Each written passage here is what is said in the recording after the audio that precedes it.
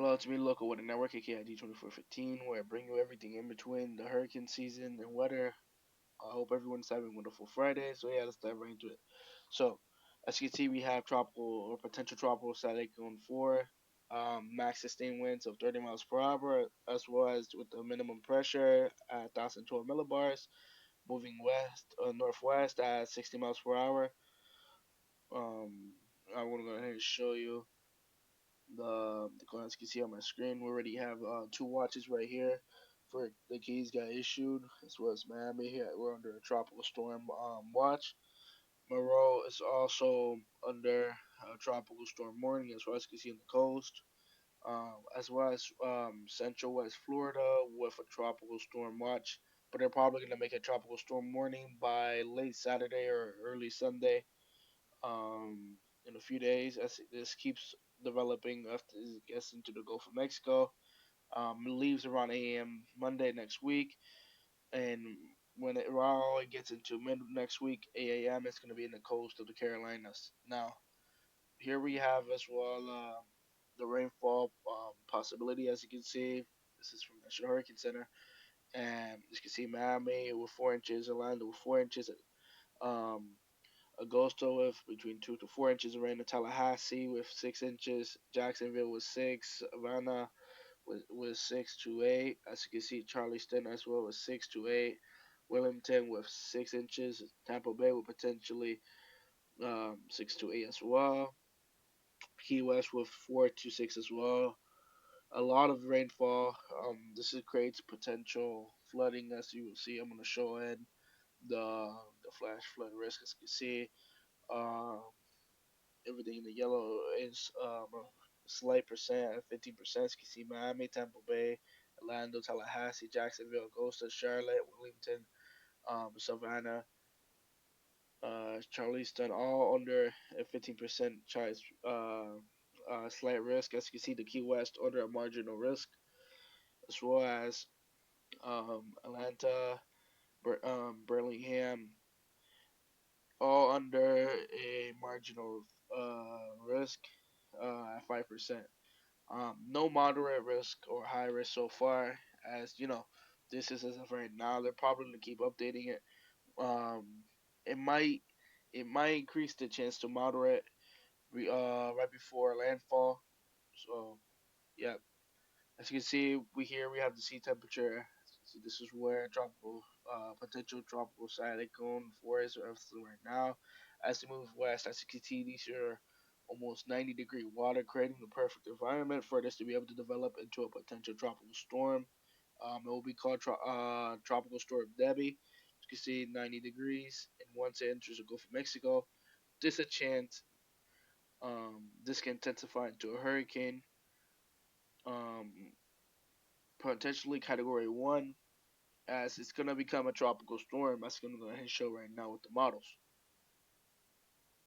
As you can see on my screen, we have the American model put on for with the Western Atlantic view. Let's go ahead. This is where um, potential tropical cyclone forest. As you can see, as it moves west over into the Gulf of Mexico, it makes impact and it starts developing again near the coast of the Carolinas and just becomes a hurricane and moves east away. And as you can see right here, we have a tropical wave. Let me just move it back. As you can see right here, it starts moving west. As you can see, it keeps moving west over Mexico and develops into a tropical storm and then potentially a hurricane and it impacts Texas. Now, this is something to keep a lookout for, especially during August, because August is going to get a lot more active and um, it's always good to be prepared. And we'll go ahead and show the rest of the models. Okay, so here we have the European model, as you can see on my screen. Let's go ahead and start it. As you can see, the Euro model, it as you can see, it moves north relatively, a little bit more to the west, um, than the American model, and then goes near North Tallahassee and moves away. That's just for the European model. So let me go ahead and show the other models. Okay, so here you have the Canadian model. Let me go ahead and play it. So as you can see, as the system moves up, you can see the similarities between the European model, the Canadian model, as it moves north into North Florida and brings heavy thunderstorms as well as um, potential flooding for Georgia and Florida, as well as possibly parts of the Carolinas, as you can see right here. Um, it moves east away. Let me go ahead and show the German model as well.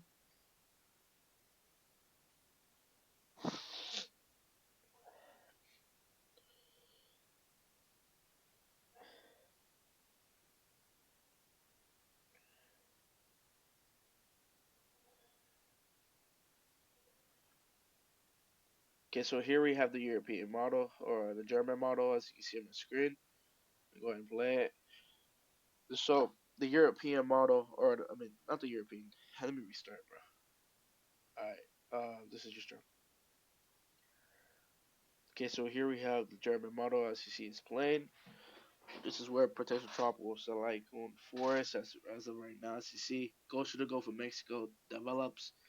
As you can see, it does something similar as the Canadian and as well as the European model. Now, the difference is, um, other than going to Florida, what's different about the Germany model is that it goes near the coast of the Carolinas and develops to a hurricane, as you just saw. It moves out of Florida, as you can see. The only difference being, okay, so here we have the German model, as you see, it's plain. This is where potential tropical cyclone forest, as of right now, as you see, goes to the Gulf of Mexico, develops. As you can see, it does something similar as the Canadian and as well as the European model. Now, the difference is, um, other than going to Florida, what's different about the Germany model is that it goes near the coast of the Carolinas and develops to a hurricane, as you just saw. It moves out of Florida, as you can see. The only difference bringing between this and the American model is that it goes more north rather more uh, south right before entering and hitting Florida and making landfall. As you can see, because of potential hurricane hitting the coast, um, the Carolinas developing at the coast and moving north and impacting North Carolina and bringing heavy rainfall as well as potential flooding for the Carolinas and yeah. So as far as I'm concerned, and this is my opinion, as you can tell from all the models that we just seen. I believe the American model is the most accurate as of right now, as it's been completely spot on with everything that the system has been doing. Um, it probably will be able to, become a tropical storm as it enters those warm waters of the Gulf of Mexico, like you just saw.